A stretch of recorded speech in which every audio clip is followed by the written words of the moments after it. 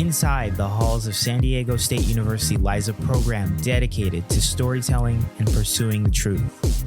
Welcome to Where You At, a podcast that takes you inside the work of alumni for the School of Journalism and Media Studies at San Diego State.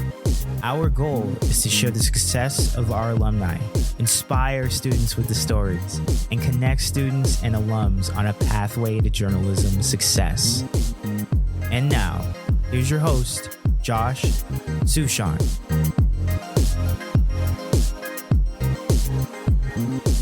This week on the Where You At podcast, not only are we going to stay in America's finest city, but we are staying on San Diego State University's beautiful campus. For the first time on this podcast, we're going to have a current student to talk about the state of student journalism. We've had a lot of alums that have talked about their experiences in the past and what they're doing now, but we wanted to also make sure that we understand what it's like to be a student nowadays and learn about the state of student journalism. And so as we were thinking about which student we should invite, we decided who better than the editor-in-chief of the Daily Aztec? Because after all, I'm very biased. I was the editor-in-chief myself a very long time ago. So our guest this week is Daesha Gear. She is a senior. She'll be graduating hopefully in the spring. And once again, she is the editor-in-chief of the Daily Aztec. Daesha, welcome to the Where You At podcast. Thank you so much for inviting me here, Josh. I'm so excited to be here. Yeah, this is now the, I think, second time that we've had another editor-in-chief of the Daily Aztec join me on the podcast. And I just think it's so much fun to learn the different challenges that exist for students, whether it was in the 80s or the 90s or a few years ago or currently, especially as journalism changes and all the different platforms change and the economics of journalism change. And so I love sharing these different stories. And I want to start things off, Daesha. I'm just going to give a really generic question on purpose and see where we go with the conversation. But again, what is the current state of student journalism in your opinion? Kind of like, in my opinion, when it comes to like the state of student journalism, I definitely do see it becoming a lot more virtual, a lot more online, kind of too, as like journalism is shifting toward like the digital age. So when it comes to student journalism, kind of like at San Diego State, we have like so many students getting involved in the Daily Aztec from like various majors and various backgrounds, various like even class years as well. So we have like such like a lot of hands-on like support with people coming from like writers, coming from graphics, coming from photographers, all wanting to come into like the Daily Aztec. So it was very amazing to see. So since we have like so many people kind of going into like the publication, writing a lot of amazing stories and even producing a lot of multimedia packages, a lot of them are, and kind of like tend to like end up online. And so because of that, it's like definitely do see like student journalism often getting a lot more traction by being online. So that's kind of like where the publication is kind of like striving to kind of move forward, kind of like not necessarily by having a lot of newspapers much kind of anymore because due to like decline of it, but we are often having a lot more of like an online presence, as that's kind of like where we see like a lot of our traction going to, and a lot of things are being circulated a lot more on this type of platform. So that's kind of like the state of student journalism so far. Is very interesting to see. As I kind of like was at my community college, you always had like a bunch of newspapers. So when I moved here, like the SDSU, I'm like, oh wow, we're mainly like an online kind of student-based journalism platform. So that's kind of like interesting to see, like as someone who used to be getting a lot of newspapers and stuff. So I would say that's kind of like the current state right now. It's really interesting to see, Josh. Yeah, I mean, when you think about the Daily Aztec name, it was daily. Tell us how many days a week or how many days a semester you actually print an edition. Tell us all the different places that people can get their journalism, their opinions, their news stories out there. So when it comes to like print for like the Daily Aztec, we often do it on a monthly basis. So that was like actually like a shift that happened, I believe, last year. So it was kind of like a decision with like the editor-in-chief and Gabriel Schneider and like his managing editors, Yamada, and they kind of like made a decision. It was like, oh, we're going to be moving to like an online, based platform. So because of that, the publication started printing monthly. And then I believe like in the past couple of years, they would do like on a bi-weekly basis. But before it even was like daily, because like I know like in the history, everything was printed daily, but now it went from daily to semi-weekly to like monthly now. So it's really interesting to see like how we shifted so much to kind of like the printing of, the journalism papers and stuff. So I think kind of when it comes to like journalism, we definitely are aiming to prioritize online as much as more for publication. We do often publish online kind of daily, not on the weekends, of course, because everybody's, doing their own stuff on the weekend, but kind of like online, we do tend to publish like a lot more like kind of breaking news content, a lot more sports content as like that's kind of like the driving force for that type of department online. So kind of like right now, as for like our publication stands, we do are a lot more like active on online basis rather than kind of like print as we are kind of moving toward like that digital perspective to kind of a lot more circulation and stuff. Cause like when it comes to print, like on campus, like we have our bins everywhere and stuff. We may not know how many people are picking it up, but kind of get like a lot more clarity regarding the numbers of who's picking up or reading our online stories by seeing like the number of views and stuff. But when it comes to print, like, oh, we may not know. I mean, I myself pick up like 20 copies of a print copy that we recently published, but compared to like online, we have so much circulation. So that's like it's way more easier to track where the contrast between print and like social media or like online stands kind of between where the Daily Aztec is. Yeah, I think it's really interesting because it's just a shifting vision of how people are consuming your product, right? When I was a student in the 90s, you walked on campus and you saw people picking up the paper. You saw them reading in the library, in classrooms. You saw them discarded in bathrooms and in the trash. But that was it. That was the only way that you knew. And so I'm curious how you kind of like dig into the numbers of people reading from their phones. Are they reading from their tablets or their laptops, or where are the different people reading and in what form are they reading the stories that you're producing? I definitely do see a lot more people picking up their phones or like just reading an article on their computers in class. And also, even when it comes to like for people like who are doing like research projects, I often see them going on their computers and researching some of the stuff that our stories have, put out for like examples to use in their, papers and stuff. So when it comes to like newspapers, I remember one time I was in my one class, I saw one of my classmates, she did have like a newspaper and was just reading it. I was like, that was so cool to see and stuff because it was like, oh wow, we have a physical copy in one of students' hands and stuff. So I would say kind of like seeing that is kind of a little bit more rare nowadays, but like people do often pick up the newspaper for like the vintage feel of it, or just, often to like look at the paper, like at the pictures, excuse me, and kind of just look at it just for the visual sense of it. But when it comes to like what I do see a lot more often, I do see like our stories being read through like a device such as a computer or phone. Like I myself am constantly like looking at the DA like on my computer or like on my phone and stuff just to stay constantly updated. And so I also like the newspaper is kind of like it may like not have like a lot more content compared to like the phone. It may offer a lot. The phone may offer a lot more content compared to the newspaper, but it's very interesting to see like how kind of like back then how you noted like in the 90s, a lot of people were just going around walking with the papers and stuff, but now people are walking with the papers through their phone and stuff. So it's a really interesting like shift. Outside of the Daily Aztec, in terms of just the School of Journalism and Media Studies, classrooms, hallways, different discussions. Tell us what it's like to be a student right now in terms of like the energy that you and your classmates have, the passion that you guys have for journalism, and just what you guys care about when it comes to modern journalism. Sure. When it comes to like modern journalism and like in my classes, we're learning so much. So as like a media studies major, I'm often kind of like studying like the technology and like its impact on like journalism itself. So I was like kind of like the feeling of like modern journalism taking place in my classroom. You're constantly observing like what's currently happening right now in today's society. So by doing that, we're offering a lot of discussions, a lot of commentary of like how we are reacting to this matter, and also offering questions as well for other students to respond to.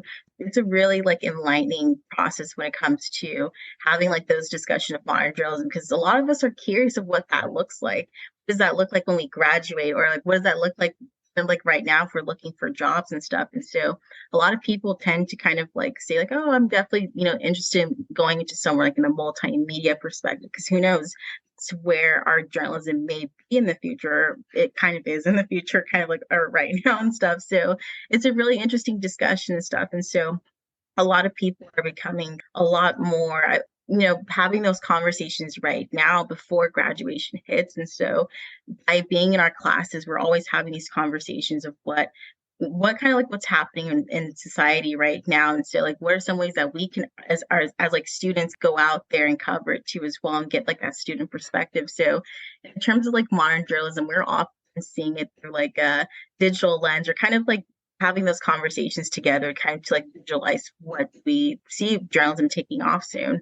I think that there's a lot of things about modern times right now that just makes it even easier and easier to be a journalist because of our phones, right? Like everyone has something in their pocket in which they can take pictures and they can take video, and you can edit that really easily. There's a lot of people who are not journalists who are really doing journalistic type of work, whether it's on TikTok, whether it's on YouTube, whether it's how-to instructional videos.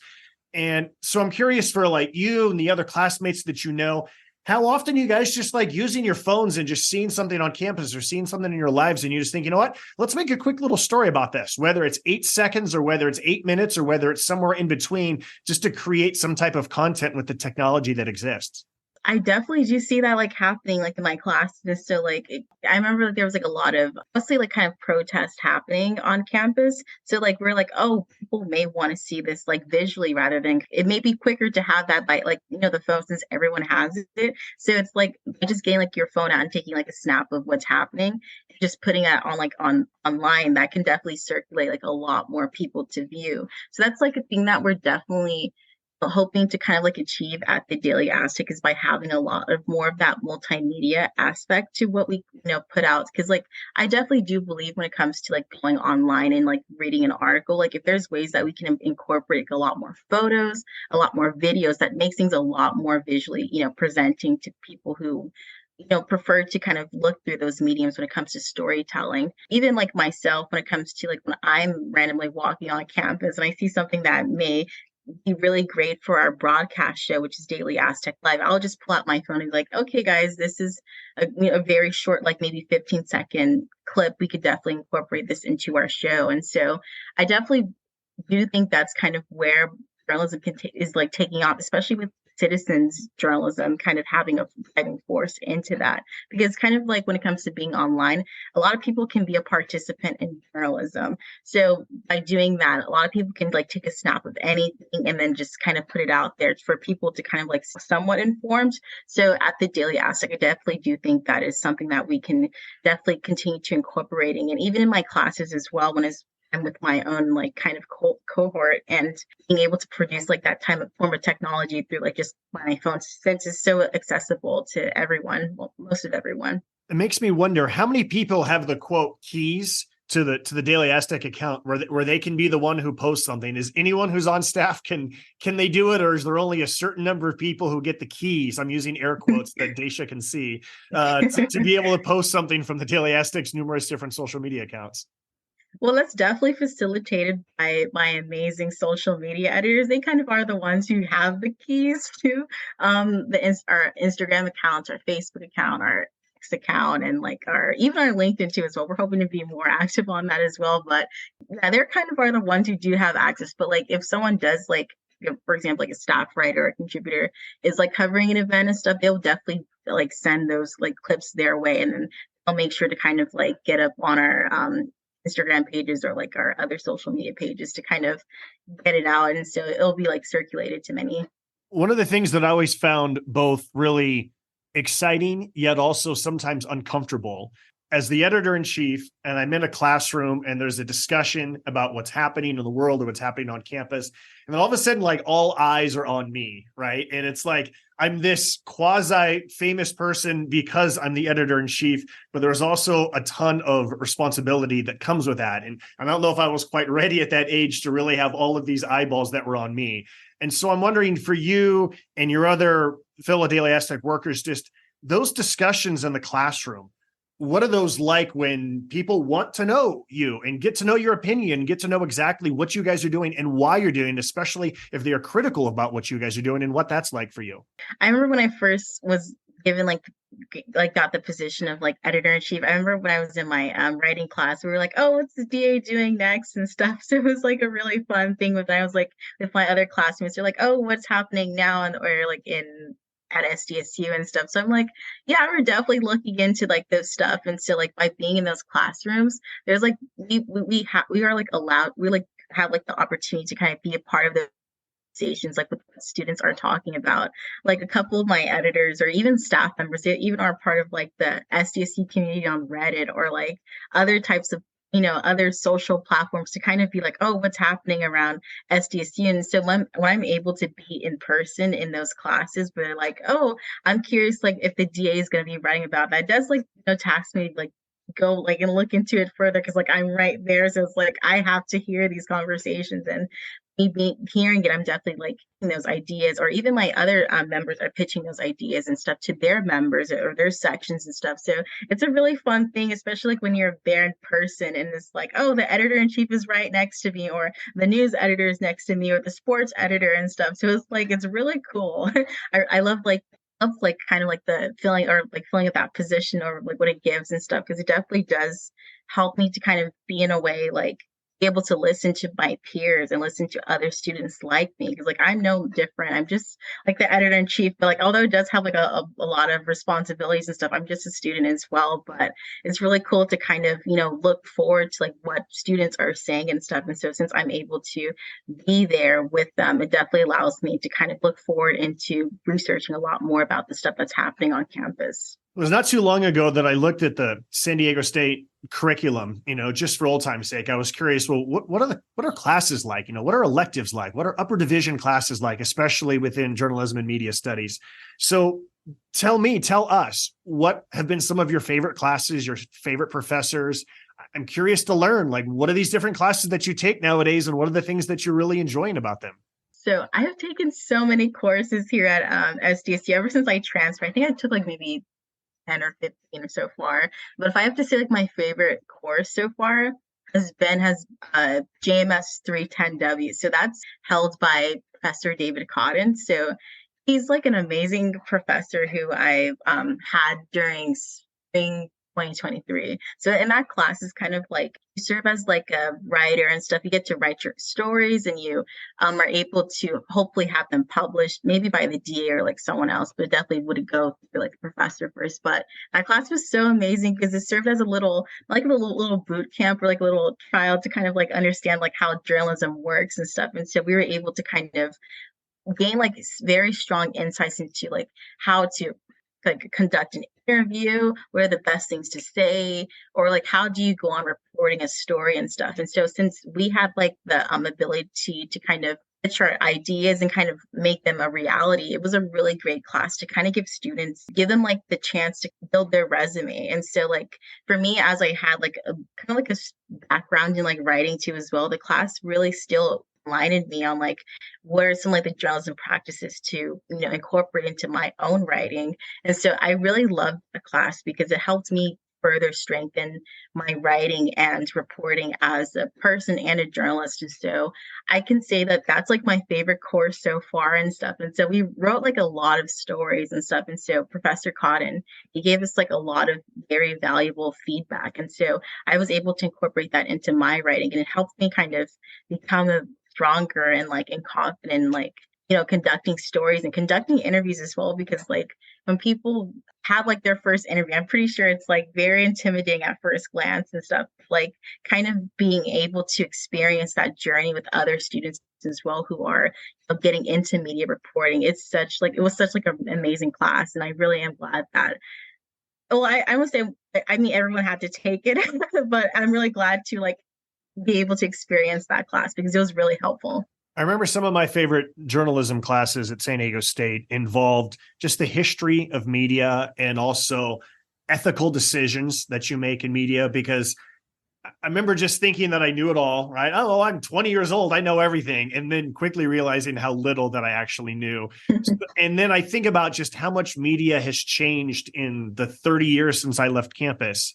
But the ethical decisions behind media have not changed. If anything, they become even more complex, especially when you start talking about artificial intelligence and how much AI could be used or should be used, or whether it's ethical or unethical to use that in different stories. And so what are some of the media history classes that you've taken, or just the ethical discussions that you have gotten into on campus that you just really enjoyed and would like to share? One of the classes I'm taking so far right now is like it kind of goes into like kind of like the ethical decisions or even like the ethical dilemmas that journalism publications, even journalists may face. So that class is JMS 494, which is media and law. So the professor that I have is Noah Arsenault. I believe he was a guest speaker on your podcast.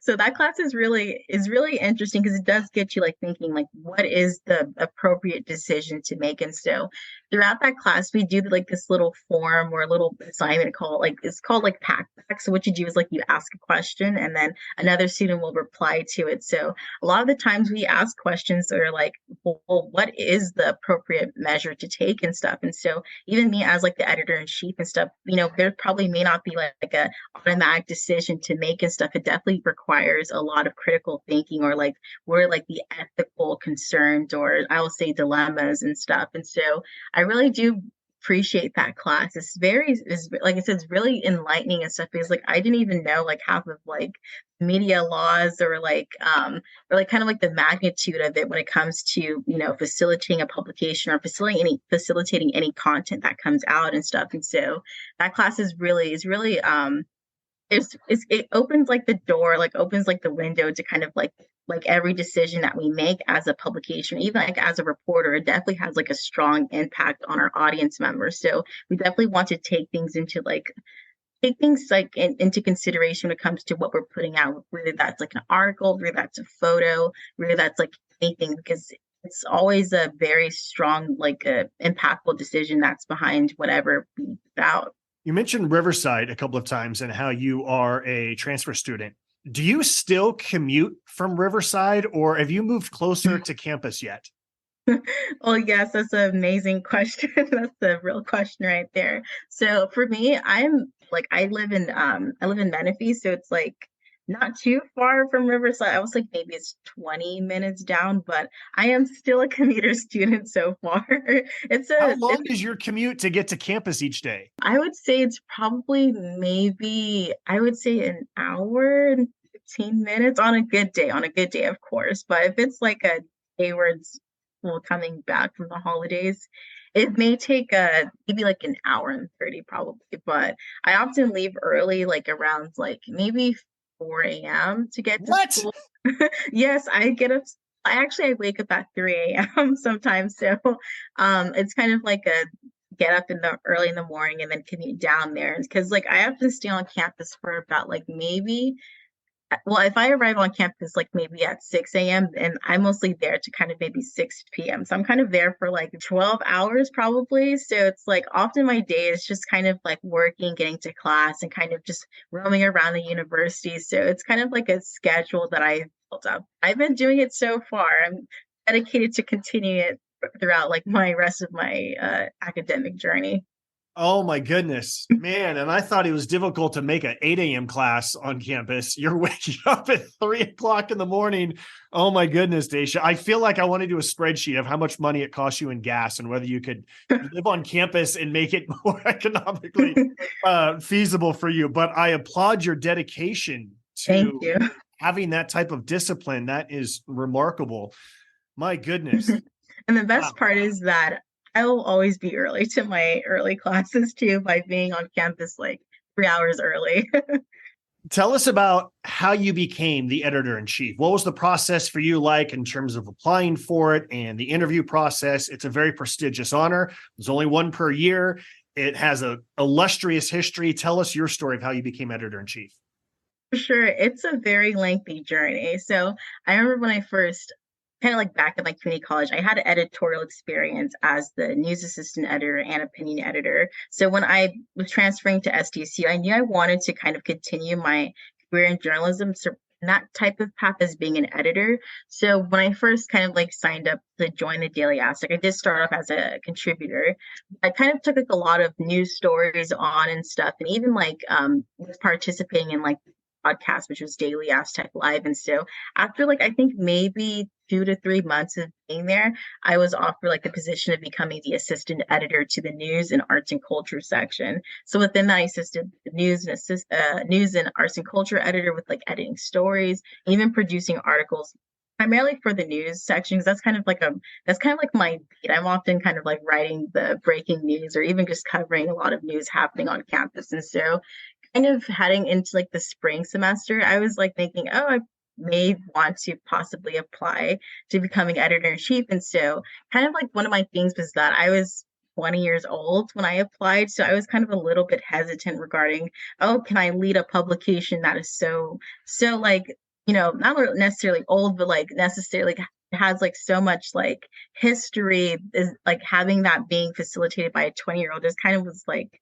my a little bit of my hesitancy regarding that, because I wasn't really sure like, oh, if I can lead that many people as well and stuff. And so a lot of the editors from the previous editorial board were like, yo, you should definitely apply and stuff. And even like my friends too, as well, at like that I met in classes, they were like, yo, you should definitely apply still. And so it definitely motivated me to kind of like, you know what, I'll just take my chance and, apply. We'll see what happens. And so there I did, applied and stuff. And then maybe like a week later, they're like, okay, we'll definitely have like an interview with you. So I was like super nervous. Like I was like, I was like, oh my gosh, I don't know what to say and stuff.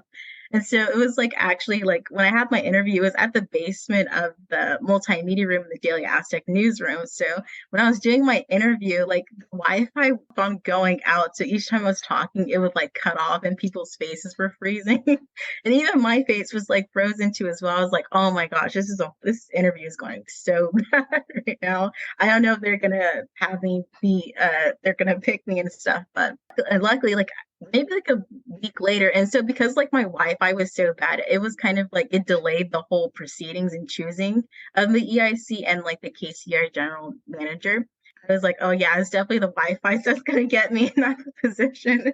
But a week later I got a call saying, oh, you've been selected to be the EIC of the 2023 and 2024 semester. So I was like screaming in my mind because I was like, I wasn't gonna scream on the phone, but I was so happy and stuff because I was like, this is going to be a really, very impactful, position that's going to allow me to grow as a person. And so the whole process of it was a really interesting one to say because I was a little bit unsure like in the beginning, but so far it's like with me having the ability to lead many people, and also like our editorial board has like 16 people, so or even I think 16 is the number.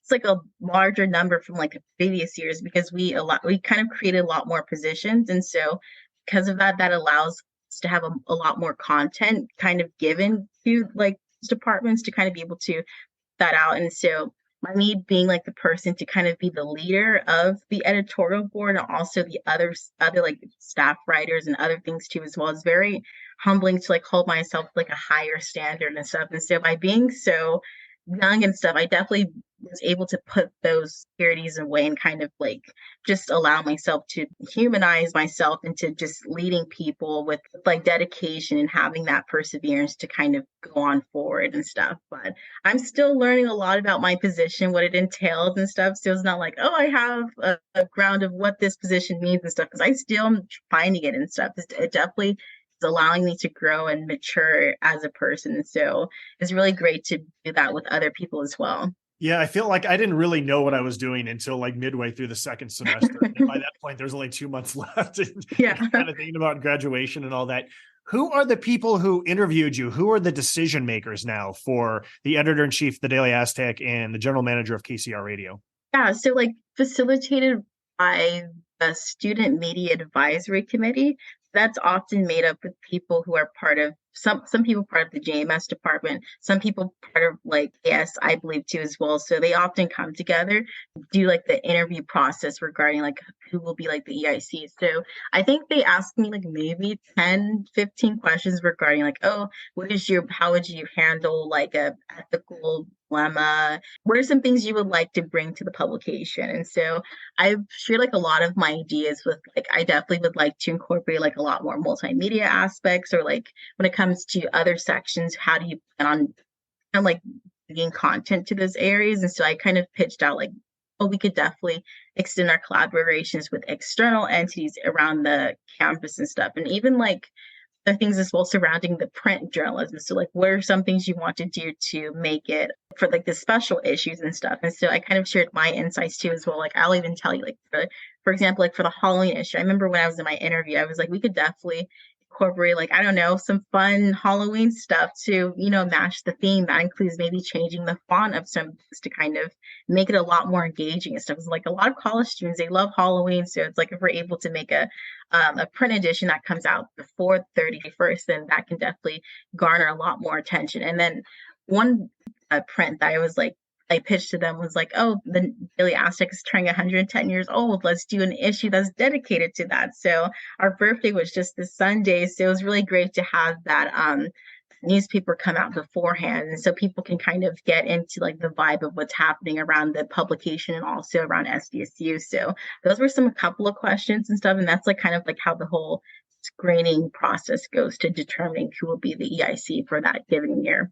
When it comes to the biggest stories of the year for San Diego State, when we look at the calendar, it's obviously the men's basketball team going to the national championship game. And I could talk for hours and hours every single day about that. But we want to make sure that we have a diverse amount of topics on this podcast.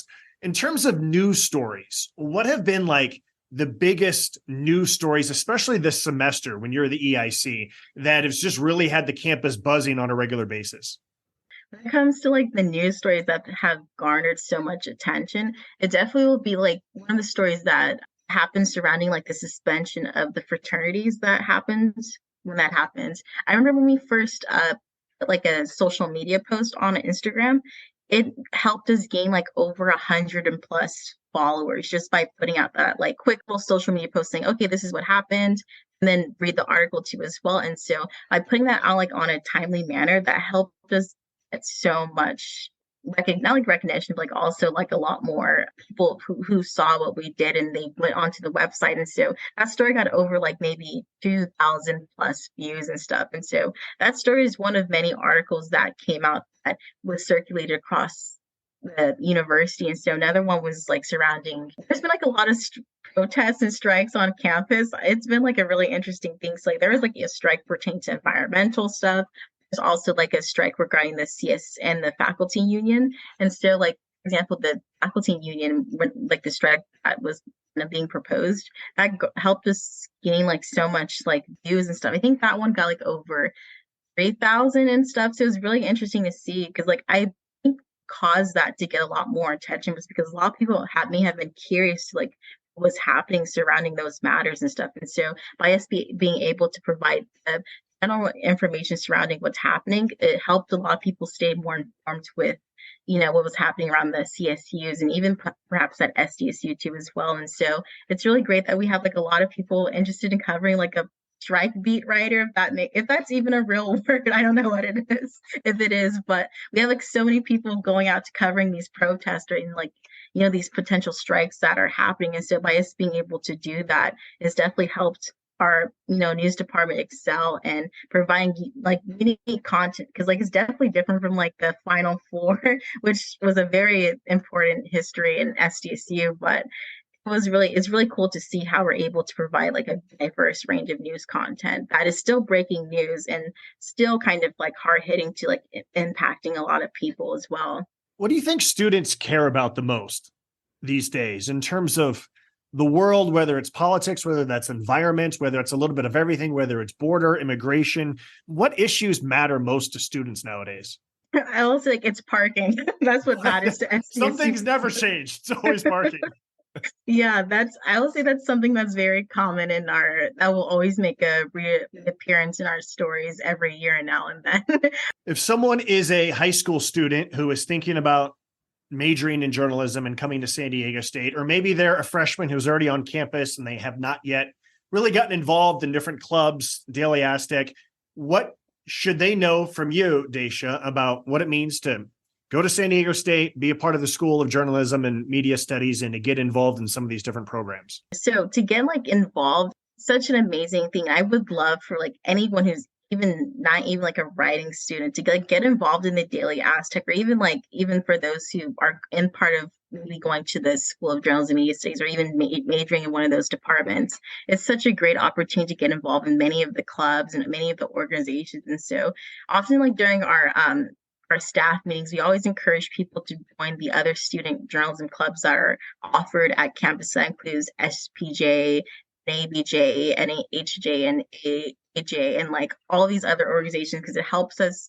grow together and also be able to strengthen our leadership. Because I want everyone to see themselves as a leader and be a journalist too as well, and kind of like expand their circle before they venture off into graduation. So by being part of like SDSU and being part of various programs that are offered within this university has allowed so many people to grow, not only just myself. And so I really do say like SDSU is such a great like school to go to and be a part of the journalism club, because journalism organizations to say, because it allows you to kind of go out and write stories, produce content, build your own resume. And so it's such a great opportunity to get involved. And so even me as a commuter student, like I'm able to be here on campus a lot more longer instead of like going home automatically, because that by kind of being part of these organizations and stuff has helped me grow as a person and helped me get internships, help me build my circle around me. So I definitely am like saying like it's such a a great opportunity to kind of learn, make mistakes, able to like evolve as a person and a journalist. And so like I can't even explain like how like great it is to be part of this organization and be involved, because like it's just helped me grow as a person. And I love seeing other people around me evolve too as well. And so it's just a great opportunity for one person to kind of expand their own knowledge of like journalism and writing by just being part of the Daily Aztec or just being part of any other club and stuff. So I have to talk to, or maybe talk to like a high school student who's looking to expand their their career or possibly go into this field. I was telling them like, just do it, just break that ice. And so me as well, like I before I even came to like the Daily Aztec, I was a little bit nervous. I was like, kind of, I don't know if like, me going all the way from Riverside City College to come all the way to SDSU, I don't know if like what that would look like. And so by just breaking that ice and getting involved, it has opened doors to many things. And so I would love that to happen for other people. And so by just breaking that ice, it may just be applying to the university, sending an email to my DA account saying, hey, I'm interested in joining, or just signing up. Just is just one way to open the door to many possibilities. So it's just a really great opportunity for one to explore. I love talking to students about what their goals are. And I like to set this question up by, I always think about what the former men's basketball coach, Steve Fisher, said. When the program was terrible, Steve always said, dream big, think big. And, in sports, a lot of times it's very natural to try to dampen expectations and not want to raise them. And Steve Fisher said, even when the team was not very good, dream about a Final Four, dream big. So Daesha, when you dream big, what do you dream about accomplishing in your career? Of course. Yeah, I'm a person who definitely does dream big, sometimes dream unrealistically sometimes, but I definitely do that, that inspires me to stay motivated. So kind of some of my goals kind of like right now, even after graduation, I'm definitely am looking to kind of expand my knowledge on like what multimedia journalism fully is. And that includes like producing more packs or being on camera a lot more, because that's definitely where I do see myself being off in the future. That's kind of like where journalism is. I definitely do see it in that type of medium. So kind of like right now, like goals, I definitely am looking to potentially end up in a broadcasting publication. So I'm definitely am looking forward to continue like building my resume here at the Daily Aztec and even outside of it by being involved in the various organ here and kind of extending my circle outside of SDSU to like other areas around San Diego or even in California too as well, because I don't know, maybe San Diego may not be the place for me, or who knows, my career may be in some other place. And so I'm always constantly on the lookout to continue to kind of build my portfolio up and kind of brand myself. Yeah, I think that's one of the ongoing themes that we've had with this podcast is the number of students who have left San Diego, and sometimes they leave and they come back. And that's why we call it Where You At, because we know that students leave San Diego and they're all over the country. They're all over the world trying to, right, get the job that's going to make them happiest and all of those types of things. So I love all of that. All right, we're going to start to wrap things up here, Daesha. But before we get into our final topic, in which we brag about other alums or current students, what they're doing, before that, anything else that I did not ask you that I should have asked you that people should just know about what it's like to be a student, what it's like to be a student journalist these days at San Diego State? Yeah, of course. So kind of being a student journalist is definitely a place for us to continue to grow as people before we become that anchor, become that, reporter at some interesting place and stuff. And so I definitely encourage a lot of students here, regardless if they're JMS majors or in some other type of major, to get involved. It's just like I said, it's just a great opportunity. Just expand yourself, just extend your outreach to being whatever career you are interested in pursuing. And so I definitely am so happy to have this conversation with you, Josh, to kind of like from past EIC to current EIC to like have the conversation of what student journalism looks like, because it is a very it means so much for the DA to turn 110 years old, like 110 years old, to still be able to provide that journalism for students to stay informed with what's happening on campus is such an amazing thing.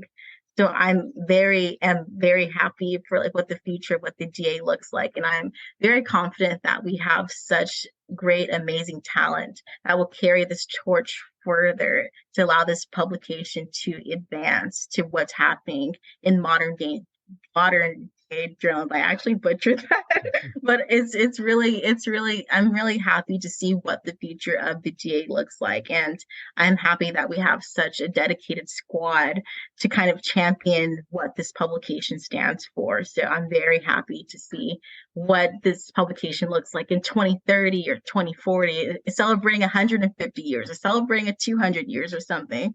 I'm very excited to see where this publication takes off, and my devoted editorial members, my devoted staff members, photographers, advertising team. It's such a great publication. I'm so glad that we have everyone, and I'm grateful for what the work they do and stuff. And so I am very excited to see where everything goes in the future. All right, let's brag about other alums or current students who are doing things that make us proud, and we want to highlight their work. I have a special person that I'm going to brag about this week, but if you are ready, Daesha, I'll let you go first. If I have to say a person to brag about, most likely be my managing editor, Samaya Wagner. She's doing an amazing job. She's very like into like the basketball scene. She's been like doing a lot of like a beat writer for them. It's so amazing with like everything that she's been putting out and stuff. While also managing being the president of AJ and like doing so many other external factors. It's really great to see what she's doing. She's very a kind person. I admire the work that she does. Another person who would like to talk about is the past managing editor, Ziamata. She's been doing it a lot. I've been like seeing her social media platforms and like her being active on a lot of other things too as well. It's so great to see where she's taken off after graduating from SDSU. And so the work that she's doing is really cool to see, and is definitely admirable as like someone still here, because it gives me the like incentive, like, hey, by seeing other people who just graduated, it's like I could definitely do that too as well. And also seeing this podcast and like the people who came back on here, like Bella Ross, like it's really inspiring to see like, hey, this he was just the editor-in-chief not too long ago, and like to see what she's done, it's like that can definitely happen to someone here too as well in the DA. And so it's definitely motivating to see everyone on here and like the alumni and even people from the DA, even you yourself. It's just really cool, and it's like carrying the torch further. Well, the person that I'm going to brag about, we're also going to be involved in some carrying the torch here, because Daesha bearing the lead here, but she became the first Black female editor-in-chief in the Daily Aztec's history. I'm fairly certain that the first male Black editor-in-chief in the Daily Aztec's history was Neil Kendricks. He was the EIC when I was a student just starting at the Daily Aztec. These days, Neil is a filmmaker, an artist, a photographer, a writer. He's an educator. He's the former film curator of the Museum of Contemporary Art in San Diego. He went back to San Diego State and got his master's degree. He has done a very large number of films and media displays and photography displays. He did a film in 2002 called Loop, L-O-O-P. It was at numerous international film festivals. Again, he has had exhibits at the San Diego Museum of Art. He is constantly involved in different things. The Union Tribune profiled him a couple of years ago, and he had this fabulous quote that I want to read as we wrap things up. Neil said the following, quote, "This never gets easier, no matter how long you work at it. I really do see it as you have to stay a lifelong student of your art. The only way you grow is to keep pushing yourself to do something that you haven't tried before." End quote.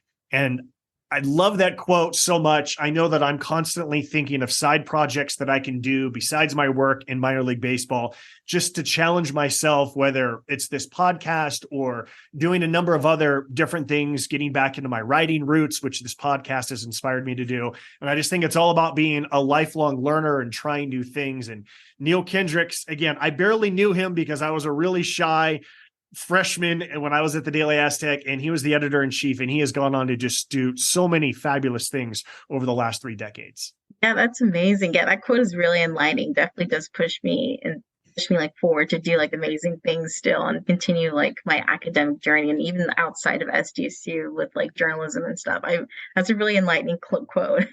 How was like, yeah, you said you were shy. Like, how was like, I'm like curious, like what was like the vibe at SDSU back then with like journalism students? Yeah, well, I mean, I've told the story numerous times, but it took me a lot of times before I actually got the courage to walk into the Daily Aztec office. I'd walk by. Back then. It was not in the band building. It was over in the near like West Commons area. I'm blanking on the name of the hall right now.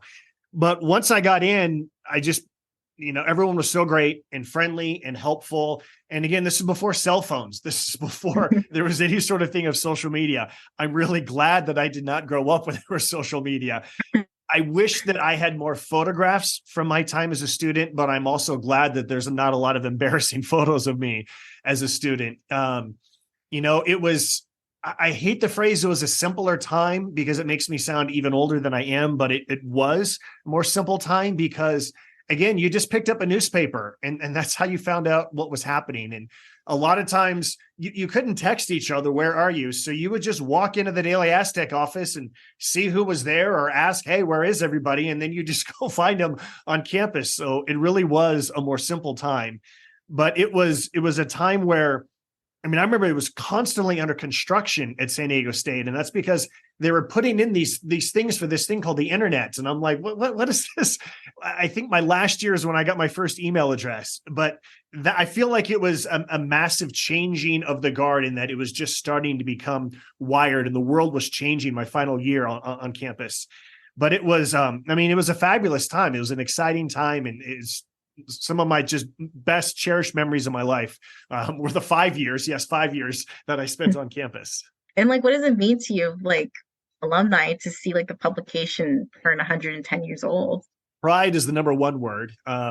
Relief that it has not gone under, because shoot, I remember again when in the 90s, everyone got paid. They didn't get paid a lot, but if you wrote stories, you got paid. Editors got paid. Photographers got paid. Everybody got paid. We put out a paper 5 days a week.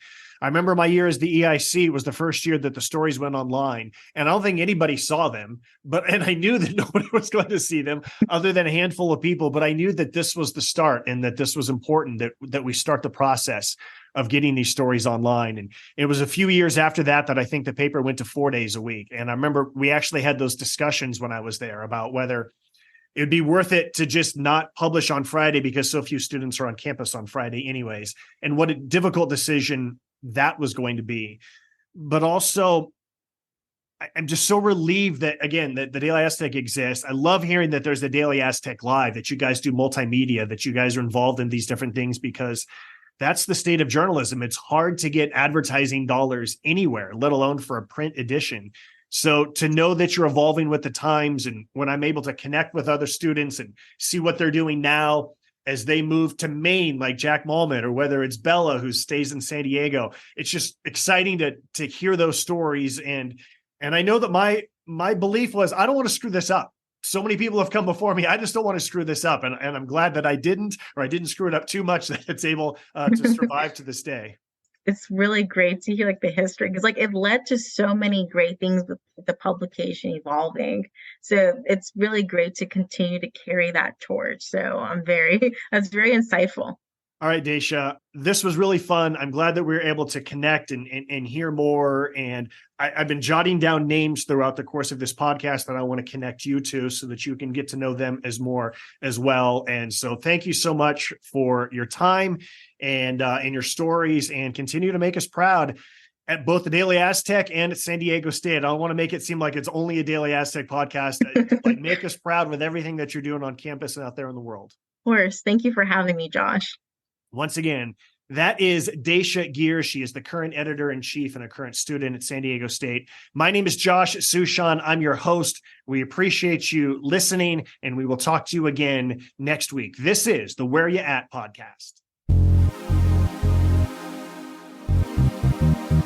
Thanks for listening to the Where Ya At podcast. This is Devin Watley from the class of 2021.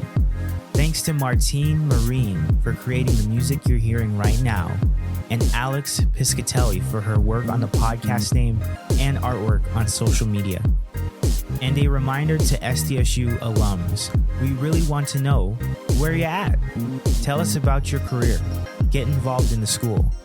There's many ways you can do this, from donating your time or money, mentoring students, to even speaking in classrooms, in person or on Zoom. Your work can help us grow the program and create more opportunities for our students to succeed. Again, thanks for listening. Subscribe to this podcast. Tell your friends. Recommend us a future guest. And go Aztecs.